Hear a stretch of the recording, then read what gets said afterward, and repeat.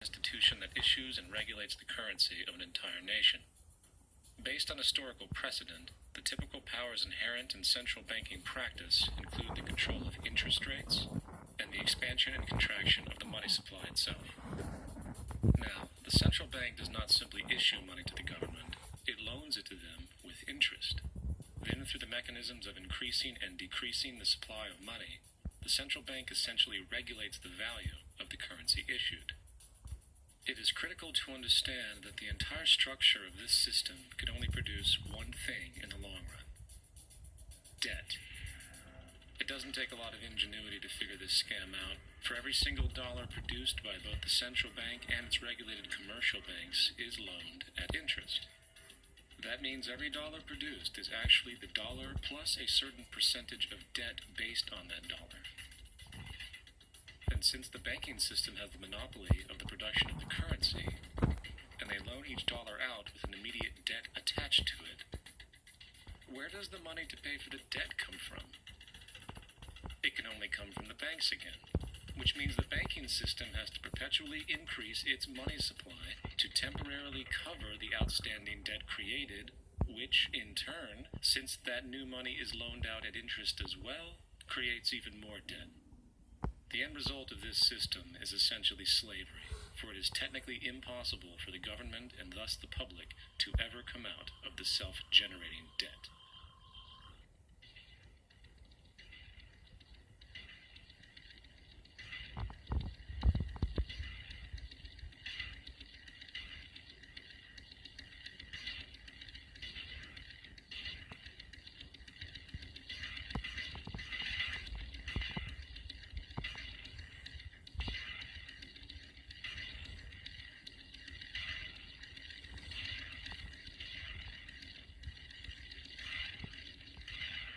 By the early 20th century, the U.S. had already implemented and removed a few central banking systems, which were maneuvered into place by ruthless banking interests. At this time, the dominant families in the banking and business world were the Rockefellers, the Morgans, the Warburgs, the Rothschilds. And in the early 1900s, they sought to push, once again, legislation to create another central bank. However, they knew the government and public were very weary of such an institution, so they needed to create an incident to affect public opinion. So J.P. Morgan, publicly considered a financial luminary at the time, exploited his mass influence by reportedly creating rumors that prominent banks in New York were insolvent or bankrupt. Morgan knew this would trigger mass hysteria and a systemic crisis, and it did. The public, in fear of losing their deposits, immediately began mass withdrawals. Consequently, the banks were forced to call in their loans, causing the recipients to sell their property, and thus a spiral of bankruptcies, repossessions, and turmoil emerged. Putting the pieces together years later, Congressman Charles Lindbergh wrote, "The King bankers put in motion in 1907 a great scheme. They had gambled and speculated on Wall Street until so many watered stocks and bonds had been manufactured. The King bankers knew the condition and informed the favored of their friends what was to come.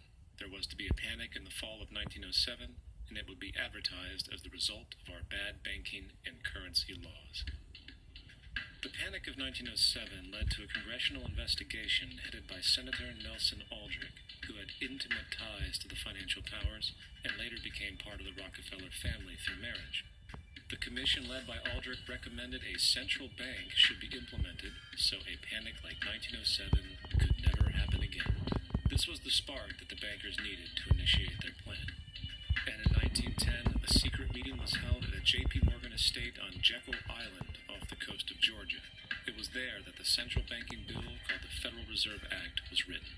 This legislation was written by bankers, not lawmakers. This meeting was so secretive, so concealed from government and public knowledge, that most of the figures who attended disguised their names when en route to the island. And after this bill was constructed, it was then handed over to their political frontman, Senator Nelson Aldrich, to push through Congress. And in 1913, with heavy political sponsorship by the bankers, Woodrow Wilson became president, having already agreed to sign the Federal Reserve Act in exchange for campaign support. And a few days before Christmas, when much of Congress was at home with their families, the Federal Reserve Act was voted in, and Wilson in turn made it law. the night before its passage, Congressman Charles Lindbergh pleaded, "This act establishes the most gigantic trust on earth. When the President signs this act, the invisible government by the money power will be legalized." Now, the public was told that the Federal Reserve System was an economic stabilizer, and inflation and economic crises were a thing of the past. Well, as history has shown, nothing was further from the truth. The fact is, the bankers now had a streamlined machine for economic manipulation.